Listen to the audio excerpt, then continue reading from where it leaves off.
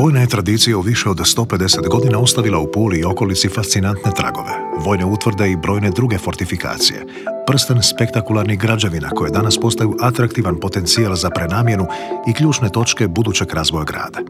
Jedna od takvih točaka s grandioznom utvrdom Marije Luize zapravo je zapadni ulaz u Pulsku luku, poluotok Muzil. Taj donedavno tajni, javnosti nedostupan i strogo čuvani svijet iza bodljikave žice sada postaje otvoren za sve građane. Urbanističko-prostornim transformacijama Muzil prerasta u slobodnu zonu, najatraktivniji javni park u kojem se na održiv način isprepliču javni sadržaj, ekološki parkovi, umjetnost, sport, turizam i ugostiteljstvo.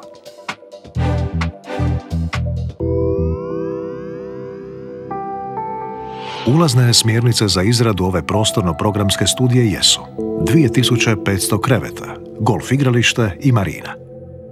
Usporedimo li te parametre s primjerice tipičnim hrvatskim turističkim naseljima, pulskom Verudelom, dubrovačkim Babinim Kukom i šibenskim Solarisom, park Muzil ostaje zeleni poluotok sa znatno manjom izgrađenošću i manjim brojem kreveta.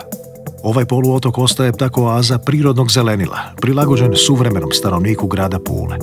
Javni park urbaniziran po mjeri čovjeka, koji uključuje šetnice, pješačke staze, plaže, botanički vrt i golf terene. Manji dio površine parka Muzil izgrađen je javnim sadržajima i smještenim kapacitetima. Najvećim svojim dijelom park Muzil nudi atraktivne, vrijedne i u potpunosti javne sadržaje povezane uređenim javnim parkom, sportsku luku, botanički vrt, zabavni centar za mlade, kulturno-kongresni centar, plažni kompleks Dolinu Suza i utvrdu Marije Luize. Dobro povezana i zaštićena uvala na istočnoj strani postaje Luka Fižela, koja uključuje jedriličarski i veslački klub, ugostiteljske objekte i brojne radionice. Tu je i botanički vrt, koji njeguje vrijedno visoko zelenilo, a u svom kompleksu uključuje i obnovljenu obalnu bateriju. Fascinantna utvrda Marije Luize iz 1823. najstarija i među najbolje očuvanim pulskim tvrđavama, postaje Muzej rata, mjesto na kojem se isprepleću višestoljetna pulska povijest i vizija muzeja 21. stoljeća. Javni plažni kompleks Dolina Suza nastao je na postojećem lokalitetu i prati prirodni tijek terena i vode. Orijentiran je zapadno na otvoreno more, a na svom vrhu prerasta u prostrani vidikovac, uzletište balona i konjički centar. Na jugozapadnom dijelu parka Muzil nalaze se utvrda i hotel Muzil, individualne smještajne jedinice, hotel Marija Luiza te golf igralište. Postojeća tvrđava Muzil prenamjenom postaje golf kuća s javnim sadržajima, trgovinama i mini golf igralištem. Ova tvrđava je ujedno i najviši vrh Pule s kojeg se pruža spektakularan pogled na grad i okolicu.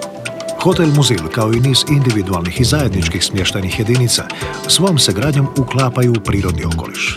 Zbog svog oblikovanja pružaju nevjerojatne poglede na otvoreno more i zalaske sunca.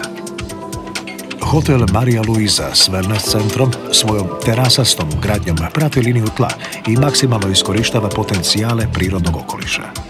Ključnom točkom razvoja parka Muzil postaje njegov sjeverni plato Smokvica s hotelom i smještajnim jedinicama, komercijalnim sadržajima i akvarijem uz novi morski kanal Marine Muzil.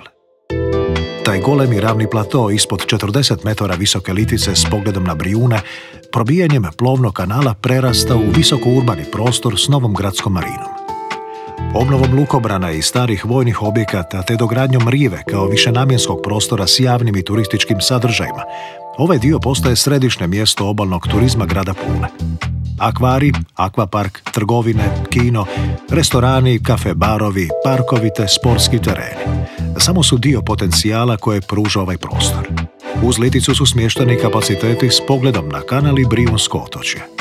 Višenamjenski kulturno-kongresni centar s mogućnošću prihvaćanja nekoliko tisuća ljudi imat će potencijal za razvijanje atraktivne koncertne ponude, kulturnih priredbi te ostalih atraktivnih sadržaja. Park Muzil je sa svojih 6 km prometnica otvoren prema gradu, dok je morskim putem povezan s Pulskom lukom. Okružuje ga šetnica u dužini od 8 km. Sa zapadne strane ta se šetnica prostire uz litice i prirodu, presjecana plažama i ugostiteljskim objektima. Na svom vrhu ona prerasta u rivu i nastavlja se prema marini Fižela, te zatvara krug oko poluotoka.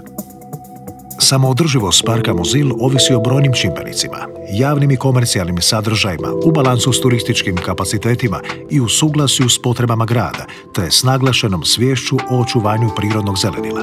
Muzil je golem zalogaj za grad Pulu i buduće investitore.